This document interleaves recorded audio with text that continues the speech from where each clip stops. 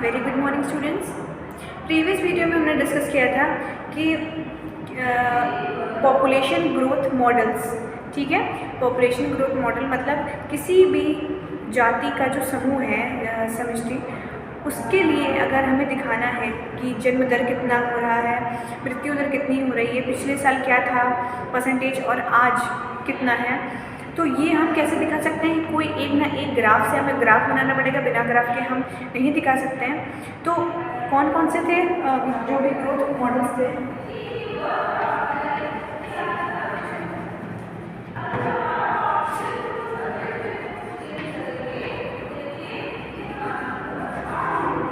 Population growth model थे। पहला वाला कौन सा था? फर्स्ट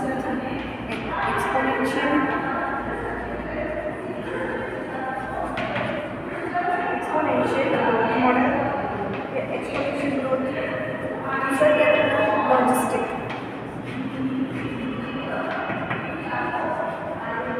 ठीक है। एक्सपोनेंशियल में हमने देखा था कि जब कोई भी जाति है या कोई भी पॉपुलेशन है, उसको अगर सरवाइव करने के लिए, ज़िंदा रहने के लिए खाना पीना कम हो, ठीक है, और ऐसी ज़रूरत की चीज़ें अगर ना हो, तब भी क्या वो जाति प्रजनन कर पाएगी? क्या वो अपनी जाति को, जाति की निरंतरता को या कंटिन्यूटी मैनेज कर पाएगी? तो इसका जो आंसर है वो एक्चुअल में है कि किसी भी जीव के अंदर प्रजनन करने की क्षमता होती है, भले ही उसके पास रिसोर्सेज कम हो, सर्वाइवल करने की क्षमता क्या हो, कम हो, लेकिन वो फिर भी अपनी जाति को बचा सकता है, ठीक है। तो डार्विन ने एक थ्योरी भी पूरी दी थी जो हमने कल हम पिछले टॉपिक पे पढ़ चुके हैं प्रीवियस वीडियो में, और एक फॉर्मूला भी दिया था। वो फॉर्मूला क्या था? dn/dt is equal to Rn। dn/dt मतलब क्या था? किसी भी समय में किसी भी पॉपुलेशन का अगर हमको दिखाना है रेट मतलब क्या होता है? दर। तो हम ये कह सकते हैं कि पुराने वाली पॉपुलेशन से नई वाली पॉपुलेशन का दर किस रिलेशन में, अगर हम फॉर्मूला देखें तो किस तरह dn/dt is equal to Rn। En क्या है? पॉपुलेशन डेंसिटी था, मतलब कि किसी भी समय में पॉपुलेशन की संख्या या घनत्व कितना था। ये जो हमको टाइम दे रखेगा हम इसमें टाइम रख देंगे। और R क्या था? ये एक कांस्टेंट था, इंटेंसिटी रेट, ठीक है। तो ये क्या था? Exponential growth. अब हमने फॉर्मूला तो देख लिया था, डेरिवेशन देख लिया था, सारे इसके टर्म्स देख लिए थे, ठीक है। अब एक्सपोनेंशियल ग्रोथ का अगर कोई भी जाति में, कोई भी पॉपुलेशन में क्या हो रहा है? एक्सपोनेंशियली ग्रोथ हो रहा है। एक्सपोनेंशियल मतलब होता है बढ़ते हुए क्रम में, एकदम जीरो से स्टार्ट हो, बिल्कुल बढ़ते हुए क्रम में। तो इसका एक ग्राफ बनेगा। तो पहले इसका ग्राफ देख लेते हैं कैसे बनेगा।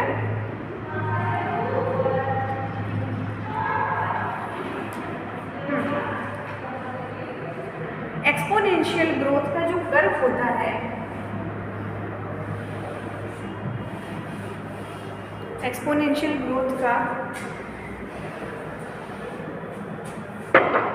अभी इनको नहीं पता है एक्सपोनेंशियल ग्रोथ।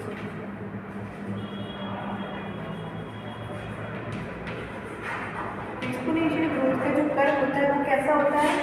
कुछ जे शेप का होता है, मतलब कैसा? जे शेप। देखते कैसे, ठीक है। ये क्या बन गया? ग्राफ। यहाँ पे क्या है? Population density. Population density, population density को हम किस सिंबल से दिखाते हैं? कैपिटल N से, ठीक है। पॉपुलेशन डेंसिटी क्या है? कैपिटल N का बड़ा सिंबल से कैपिटल N, ठीक है। तो ये क्या है? टाइम। किसी एक टाइम में पॉपुलेशन किस हिसाब से ग्रो कर रही है, उसके अंदर कितनी बढ़ोतरी हो रही है, ठीक है। देखते कैसे होता है। ये एक हमने लाइन ड्रॉ कर दी है के। ये कैसे एक नॉर्मल लाइन है, उसका नाम क्या देख लिया हमने? के, ठीक है। अब देखते क्या हो। एक्सपोनेंशियल मतलब क्या होता है? जीरो से शुरू हो और कैसा हो? बढ़ते हुए क्रम में, बढ़ रहा है। तो ये इसका शेप देखो और इस जे का शेप देखो, थोड़ा सा ऐसे कर लेते हैं ताकि शेप समझ में आ जाए, ठीक है। तो एक्सपोनेंशियल ग्रोथ का जो कर्व होगा, जो ग्राफ होगा, वो कैसा होता है, जे शेप का होता है, ठीक है, जे शेप्ड होता है।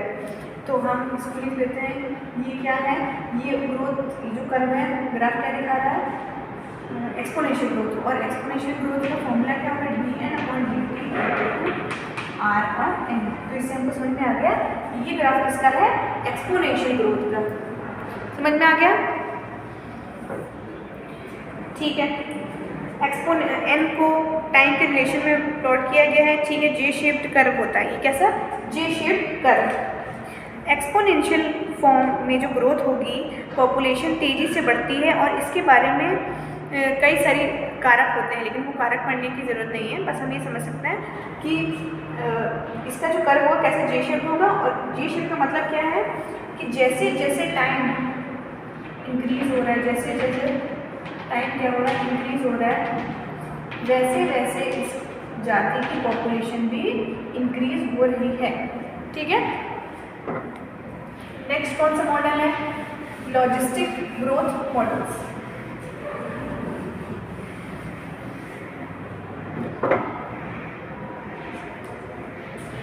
अच्छा, ये जो एक्सपोनेंशियल वाला ग्रोथ था, इसका जो एक उदाहरण, एग्जाम्पल क्या हो जाएगा अगर देखें तो ये हो जाएगा पैरामीशियम। आपने नाम सुना होगा। पैरामीशियम एक ऐसा जीव है जो क्या करता है, खुद की बॉडी को मतलब जैसे उसकी एक बॉडी है, एक को किस में डिवाइड करेगा, दो में। तो हमने पढ़ा है ये असेक्सुअल रिप्रोडक्शन है, अलैंगिक जनन है। अलैंगिक जनन का ही एक पार्ट क्या है, बाइनरी फ्यूजन। जब एक कोई बॉडी दो में डिवाइड करेगा, तो ये किसका एग्जांपल हो गया, एक्सपोनेंशियल ग्रोथ का, ठीक है। मतलब एक से दो बने, दो से चार, चार से आठ, आठ से जो भी डबल होगा, ठीक है। तो इसका उदाहरण ले सकते हैं हम, इसका एक्सपोनेंशियल वाले का उदाहरण ले सकते हैं, पैरामीशियम। पैरामीशियम पैरामीशियम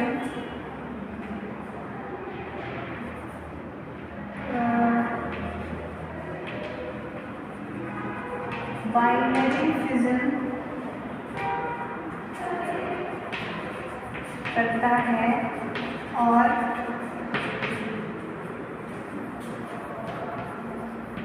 एक से दो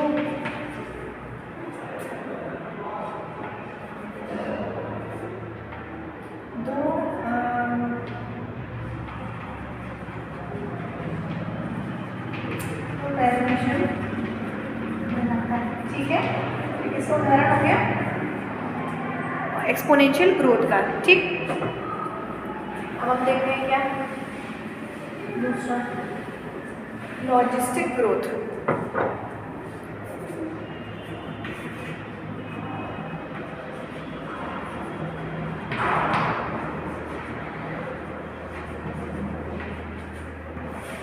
लॉजिस्टिक ग्रोथ पहले देख लेते हैं। लॉजिस्टिक ग्रोथ एक्चुअल में क्या है, किसी पॉपुलेशन की बढ़ोतरी किस टाइम में, लॉजिस्टिक, लॉग क्या होगा, नेचर में किसी भी पॉपुलेशन के पास अनलिमिटेड रिसोर्स नहीं होते हैं जिससे एक्सपोनेंशियल ग्रोथ होती रहे, ठीक बात है। क्या मतलब हुआ, हमारे पूरे पर्यावरण में कोई भी चीज़ इतनी ज़्यादा नहीं है, अनलिमिटेड मतलब मैक्सिमम इतनी नहीं है कि हम उसे ज़िंदगी भर बैठकर खाते रहें। और जब हम ये सब यूटिलाइज़ करेंगे, इस्तेमाल करेंगे रिसोर्सेज, तो हम प्रजनन वगैरह सब कुछ कर सकते हैं। तो ऐसा नहीं होता, हर चीज़ की एक सीमा है, एक लिमिट है, ठीक है। लिमिटेड रिसोर्सेज मतलब जो भी हमारे संसाधन है वो कैसे नहीं, मतलब एक उनकी लिमिट है। लिमिटेड रिसोर्सेज या संसाधन में इंडिविजुअल्स या जीव के बीच कंपटीशन होता है और अंत में जो बिल्कुल फिट वाला जीव होता है वही जीवित रहकर रिप्रोडक्शन करता है। ये एक इम्पॉर्टेंट पॉइंट है। मतलब कि क्या हुआ, जो संसाधन है वो कैसे हैं, लिमिटेड है, कम है। अगर कम होगा तो दो जीवों में झगड़ा होगा कि नहीं मुझे चाहिए, नहीं मुझे चाहिए। तो उस कंपटीशन में या स्पर्धा में हमने वो पढ़ा था ना, इंटरस्पेसिफिक रिलेशन पढ़े थे। तो उसमें स्पर्धा में क्या होता था, माइनस माइनस मतलब दोनों को ही नुकसान होता था। तो जब स्पर्धा होगी किसी भी दो जीवों में, तो उन दो जीवों में जीतेगा वही जो इस पर्यावरण के लिए अनुकूल है और ज़्यादा बेहतर है, वही सर्वाइव करेगा और वही के आगे चल के प्रजनन कर सकता है। ठीक है, और जो कमज़ोर वाला होगा वो क्या होगा, वो मर जाएगा। ठीक है, तो उस नेचर में हैबिटेट के पास मैक्सिमम पॉसिबल नंबर्स, ठीक है, उस स्पीसीज़ के लिए इस लिमिट को नेचर की कैरिंग कैपेसिटी कहा जाता है। क्या मतलब हो गया कि किसी भी जाति को कितनी सर्वाइव करने के लिए कितना संसाधन है, कितना चाहिए है, तो उसे क्या बोलते हैं, के, जो हमने के ग्राफ में पढ़ा था, कैरिंग कैपेसिटी, मतलब कि उन्हें कितना चीज़ चाहिए सर्वाइव करने के लिए। अब इसमें देखते हैं जो फॉर्मूला बनेगा वो कैसा होगा, लॉजिस्टिक ग्रोथ का जो भी परिभाषा होगी अपने टेक्स्ट बुक से लिख लेंगे खुद से। ठीक है, इसमें जो फॉर्मूला बनेगा वो क्या होगा,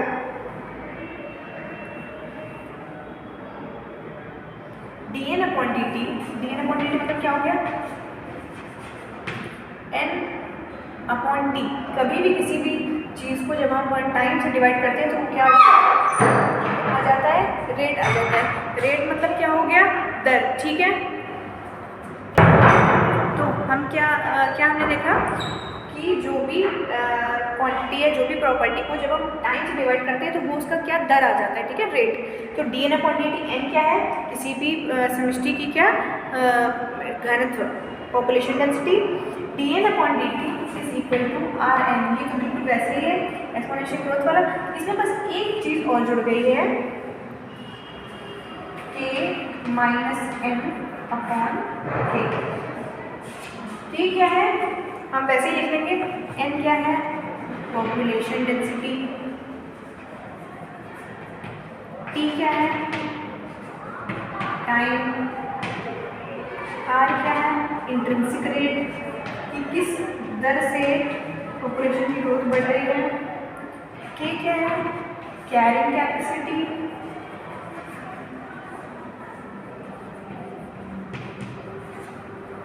और बाकी चीज़ें तो मैं कर ली हैं। तो ये किसका फॉर्मूला हो गया, लॉजिस्टिक ग्रोथ का।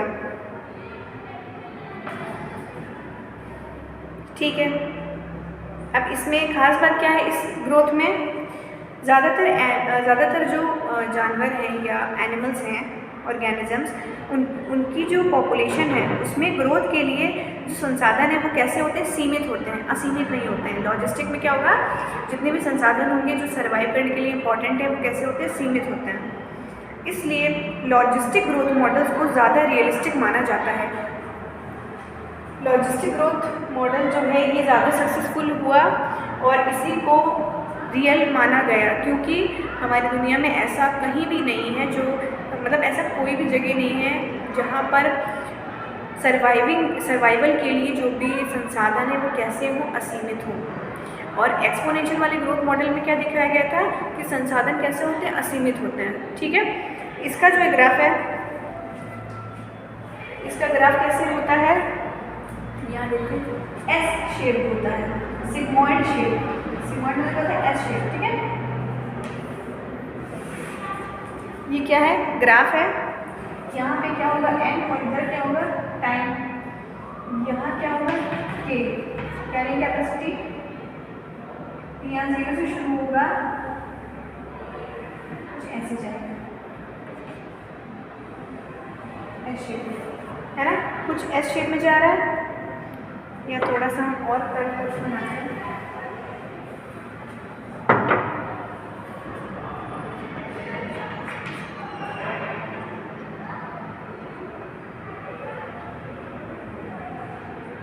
ये क्या हो गया, एस शेप कर्व लो, और इसको हमें दिखाना है कि लॉजिस्टिक ग्रोथ वाला है, तो हम क्या करेंगे, यहाँ पे स्केल फॉर्मूला लिख देंगे, D N upon D T is equal to R N और के माइनस एन अपॉन के। ठीक है, अगर हम क्या करें, एक ही ग्राफ में दोनों ग्रोथ को दिखा दें तो कैसे दिखाएंगे,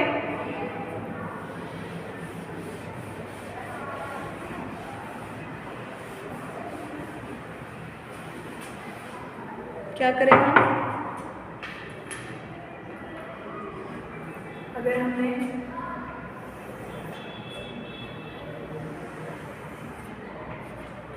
ये था, ठीक है, ये क्या है, पॉपुलेशन डेंसिटी यहाँ लिख लेते हैं n,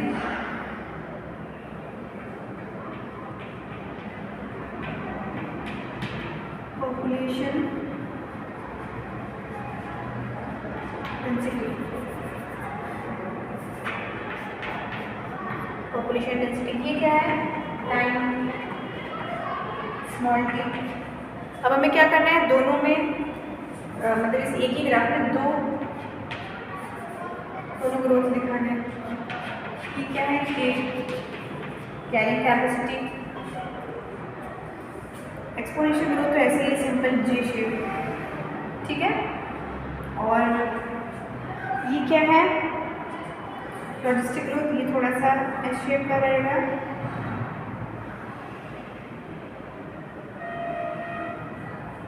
तो यहाँ पे अगर हमें एक्सपोनेंशियल दिखाना है तो हमें एक्सपोनेंशियल वाले का फॉर्मूला लिखना पड़ेगा, RNA, ठीक है। ये क्या है, B है, B के लिए भी फॉर्मूला दिखा देते हैं, क्या, dN/dt is equal to RNA - N upon the whole K, ठीक है। तो इसमें क्या पता चल गया, ये एक्सपोनेंशियल ग्रोथ है और ये कैसी है, लॉजिस्टिक ग्रोथ है। तो हम एक ही ग्राफ में शो कर सकते हैं थोड़ा सा और, ठीक है। तो हमने एक ही मॉडल, एक ही ग्राफ में दोनों मॉडल्स, दोनों पॉपुलेशन की जो भी ग्रोथ हो सकती है हमने शो करके दिखा दी।